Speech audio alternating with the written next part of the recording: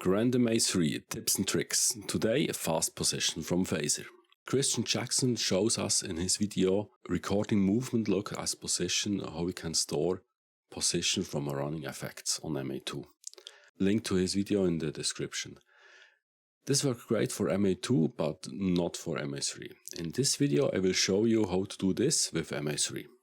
First we create a symmetrical CirclePhaser. We select the fixture, create two position, move a bit better, select both steps, create a circle, maybe make a bit bigger, move, perfect.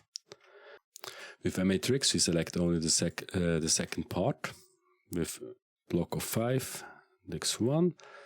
On the phaser editor we click on the mirror time button, reset the GrandMA3, go to position, phase, activate in the link phaser the feature so we can edit pan and tilt value at the same time. Click on it, say O through C60 to O, please.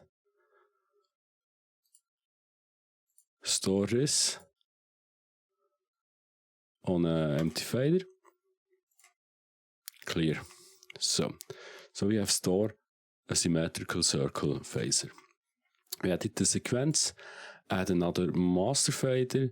On the first fader we assigned the temp, on the second the speed. With the temp we can adjust the size of the phaser. We make it a bit bigger, and now we can running slowly the phaser till we has a position that we like. So activate all fixtures, click twice on stomp for the keyword capture, activate the position.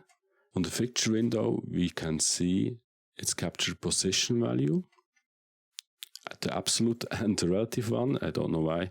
The relative one we just remove it. Go to the position, store,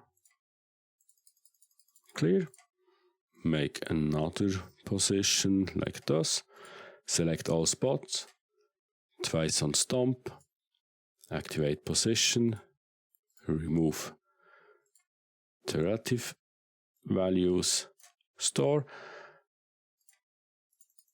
clear, and so on and so far.